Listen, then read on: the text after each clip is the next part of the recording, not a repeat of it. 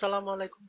Let's dive into the land of the medicine where I will discuss about sickle cell anemia. It's a very important topic. Most of the things taken from the USVL inner circle. Before jumping into the topic, I would like to show you a video. Can you tell me the diagnosis of this patient? Look at the forehead. হেঁটে আসো বাবা, একটু Look হেঁটে at the আসো। hand. This is looks like breathing ঘুরে আসো, problem. ঘুরে আসো। Okay, let's rock. Sickle cell anemia. In the exam, the most important is these two things: aplastic crisis and splenic sequestration crisis. In aplastic crisis, absence of reticulocyte, that means low reticulocyte, and in sickle cell splenic sequestration crisis SSC, there is high reticulocyte count. In aplastic crisis, absent reticulocyte count. Why? There is transient arrest, absent arrest of what? Erythropoiesis, and secondary to infection like parvovirus V19. So transient arrest of erythropoiesis and secondary to infection parvovirus B19. And in SSC, splenic sequestration crisis, there is splenic vaso-occlusion, rapidly enlarging spleen, occurs in children prior to autosplenectomy, occurs in children prior to autosplenectomy. Parvovirus B19 can result in aplastic crisis with no preceding viral symptoms. Blood transfusion are the mainstay of treatment. Parvovirus B19 can result in aplastic crisis with no preceding viral symptoms. Okay, next thing, another high yield. What are the things we need to give in a patient with sickle cell disease? Management of sickle cell anemia. Uh, we should give vaccination. We should give vaccination. Penicillin should be given up to age 5, vaccination and penicillin until age 5, and folic acid supplementation and hydroxyurea. So what are the things we should give? We should vaccinate the patient. Vaccination, penicillin up to 5, folic acid and hydroxyurea. Do you know how hydroxyurea works? Put it in the comment box. It actually increases hemoglobin F. For patients with recurrent vaso-occlusive crisis, acute brain crisis, there is hydration, there is analgesia, there is transfusion. Hydration, analgesia, and transfusion. Pneumococcal vaccine twice daily, penicillin. Pneumococcal vaccine. In vaccination, there is pneumococcal vaccine, and for penicillin, twice daily penicillin should be given. Now, vaso-occlusive pain episode. It is acute, severe pain at more than one side. Dactylitis, low-grade fever may be triggered by dehydration. Management is analgesic, NSAIDs, and opioid, hydration, RBC transfusion. In NSAIDs, opioid,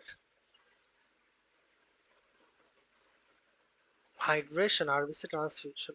Infections in sickle cell. Pneumonia can happen with by the help of pneumonia can happen with the organism of strep pneumoniae.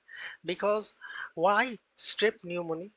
Look, all the organisms are encapsulated organism. When there is splenectomy in sickle cell disease, we know there is autosplenectomy.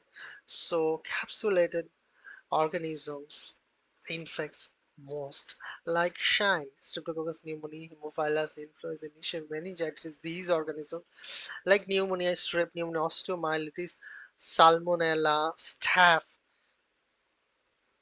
and bacterium or sepsis, strep pneumonia, hemophilus influenza, in meningitis, strep pneumonia again. IV opioids, morphine are used for analgesia in emergency situation. In emergency situation, IV morphine are given for adequate analgesia for emergencies. Transfusion should be administered. Transfusion should be administered cautiously, half of the normal volume, because RBCs in the spleen may return to the circulation and result in rapid increase in hemoglobin and complication such as hyperviscosity syndrome. So, in this type of patient, transfusion should be do cautiously. Transfusion should be administered half of the normal volume, because RBCs in the spleen may return to the circulation. RBC in the spleen may return to the circulation, resulting in rapid increase in the hemoglobin and complication such as hyperviscosity syndrome. Okay, now acute splenic sequestration. Pathophysiologic complications of sickle cell disease seen in early childhood: vaso-occlusion with spleen and causing trapping of the RBC and platelet, abdominal pain, palpable splenomegaly, hypotensive shock, tachycardia, pallor, fatigue, abdominal pain, splenomegaly, hypotensive shock, tachycardia, pallor, fatigue. Lab, there is acute drop in hemoglobin, reticulocytosis in acute splenic sequestration, in acute splenic sequestration, SSC, splenic sequestration crisis. In splenic sequestration crisis, there is high reticulocyte count. So there is reticulocytosis, mm, and there is thrombocytopenia. High reticulocyte count, low platelet. High reticulocyte count, low platelet. That's all you have to remember. For treatment, isotonic fluid resuscitation, red blood cell transfusion, isotonic fluid resuscitation, red blood cell transfusion, and splenectomy. Thrombocytopenia, as platelets are trapped in the spleen, so platelets are dying within the splenic sinusoid when they are passing through the spleen. Platelets are dying, though, so there is thrombocytopenia. Hypostenuria is an impairment of the kidney's ability to concentrate urine, producing nocturia in patients with sickle cell anemia and its trait. Hypostenuria is an impairment of kidney's ability to concentrate urine to produce nocturia, and to concentrate urine, producing nocturia. In patients with sickle cell anemia and trait. Hyperosmolar conditions, the renal medulla and red blood cells sickle in the vasa recta, impairing the free water resorption and countercurrent exchange.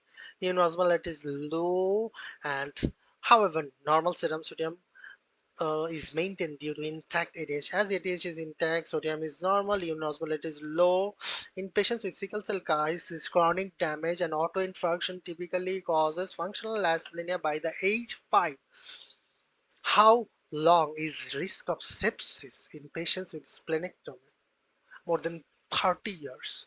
How long is risk of sepsis in patients with splenectomy? More than 30 years. What is the most common cause of sepsis in sickle cell disease? Strep pneumonia. Broad spectrum antibiotic ceftriaxone should be given to the patient with sickle cell disease presenting with sepsis.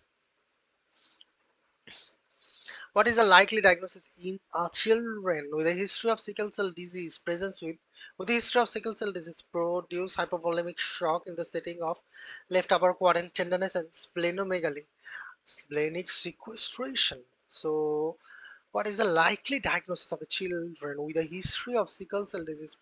History of sickle cell disease producing hypervolemic shock in the setting of left upper quadrant, tenderness and splenomegaly, splenic sequestration. Hypervolemic shock occurs due to pulling of RBC within the spleen. Pulling of RBC within the spleen. Pulling of RBC within the spleen.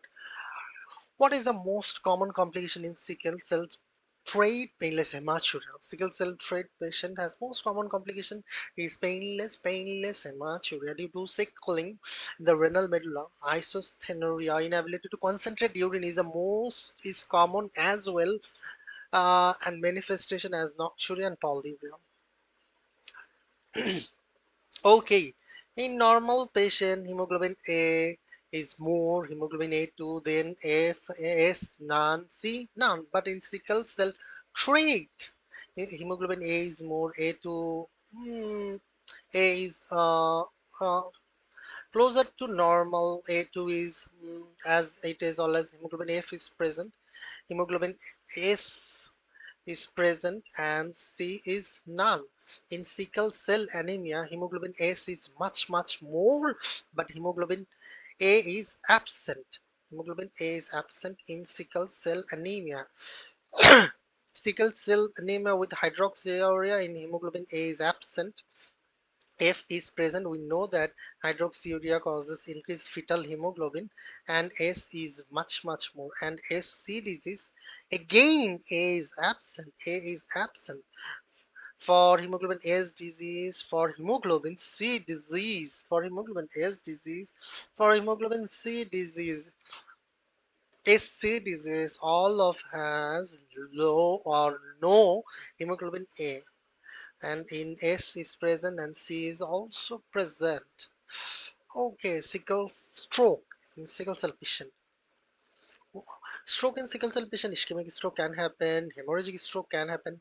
This ischemic stroke due to intimal hyperplasia and stenosis, vasculopathy, and adhesion of a sickle red blood cell to the vasculature. Adhesion of sickle red blood cell to the vasculature. Pathogenesis, there may be hemorrhagic stroke, weakened cerebral vessel, there may be cerebral aneurysm rupture, weakened cerebral vessel becomes weakened and cerebral aneurysm ruptured. Presentation, focal neurological symptoms, seizure, altered mental status, FNS, AMS, and seizure. Imaging MRI of the head, ischemic stroke, large vessel region or watershed area, CT scan of the head, hemorrhagic stroke. Treatment is exchange transfusion and simple transfusion. If exchange transfusion is unavailable, and primary prevention like transcranial Doppler screening during childhood, hydroxyurea, and chronic transfusion. Transcranial Doppler screening during childhood, hydroxyurea, and chronic transfusion. Okay, vaso-occlusive crisis, osteomyelitis, and avascular necrosis. Vaso-occlusive crisis, acute severe pain more than one side, like dactylitis, low-grade fever, erythema, warmth may be preceded by a trigger, dehydration causing this vaso-occlusive crisis, osteomyelitis, positive blood culture, fever, erythema, warmth, acute or subacute pain, focal pain at one side, and avascular necrosis, chronic worsening pain of the femoral head, absence of fever, absence of warmth, and chronic worsening pain. Okay, dactylitis at age 6 months or to 4 years with an acute onset pain and symmetric swelling of the hands and the feet. Chronic dyspnea in sickle cell disease causes chronic dyspnea can happen due to asthma, due to pulmonary hypertension, due to pulmonary fibrosis. Asthma, pulmonary hypertension, pulmonary fibrosis. In asthma, there may be chronic wheezing. Pulmonary function tests should be done. In pulmonary hypertension, right-sided heart failure, raised GBP, edema, tricuspid regurgitation, TR on the ultrasonography, and pulmonary fibrosis. There is exertional dyspnea and honeycombing pattern on chest CT. Pulmonary function tests show restrictive pattern. Sickle cell disease in pregnancy. Um, Prenatal care should be pneumococcal vaccination. We have to give the vaccinated, we have to vaccinate the patient. Pneumococcal vaccination, folic acid supplementation, aspirin, folic acid supplementation, aspirin, and serial fetal growth on ultrasound examination. Serial fetal growth on ultrasound examination. This is the hypoplastic thumb in Fanconi's anemia. Hypoplastic thumbs in Fanconi's anemia. Okay, obstetric complication. There will be spontaneous abortion, preeclampsia, abruptio placentae, and antepartum bleeding. And antepartum bleeding. And a fetal complication like fetal growth restriction, polyhydramnios, fetal growth restriction, polyhydramnios, and preterm birth, fetal growth restriction, polyhydramnios, and fetal birth. And prenatal care, the baseline 24 urinary collection of the total protein, baseline chemistry, and serum urine culture should be done. What is the what are the common complication of chronic hemolysis in sickle cell patient? Baseline bilirubin increase,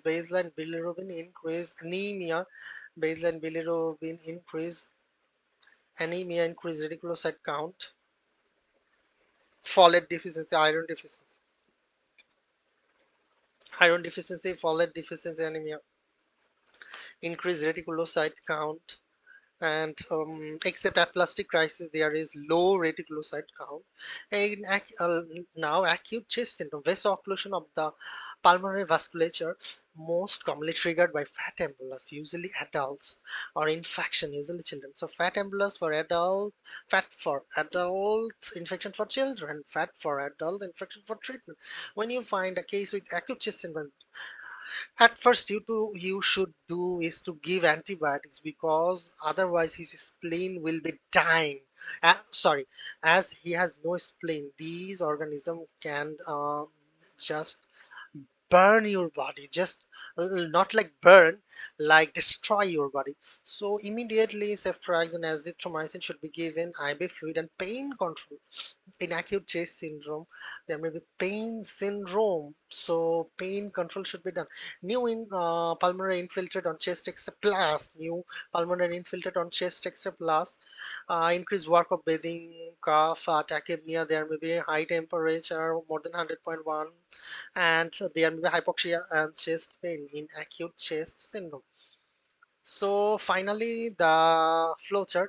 In acute vaso-occlusive pain, in children, in infant, and due to, sorry, in acute vaso-occlusive pain, fat embolus from the bone marrow necrosis, and atelectasis from the splinting or pain. So fat embolus from the bone marrow necrosis, there may be pulmonary infarction or inflammation, increase RBC sickling and vaso-occlusion in the pulmonary vasculature. This causes this acute chest syndrome. Acute chest syndrome is new pulmonary density on chest imaging with fever, chest pain, and respiratory syndrome. New pulmonary density on chest imaging with fever, chest pain, and respiratory. And atelectasis, regional alveolar hypoxia, it causes RBC sickling and vaso-occlusion in the pulmonary crisis, thus causing pulmonary infarction and inflammation, and these can cause acute chest syndrome. And regional alveolar hypoxia can be happened by pulmonary infection or asthma exacerbation. So pulmonary infection, asthma exacerbation can cause regional alveolar hypoxia, and thus causing increased RBC sickling and vaso-occlusion and in the pulmonary vasculature. So these are the things you need to remember for a patient who have sickle cell disease. And don't remember to tell me the diagnosis of my video. Okay, moving on. হেঁটে আসো বাবা, একটু হেঁটে আসো।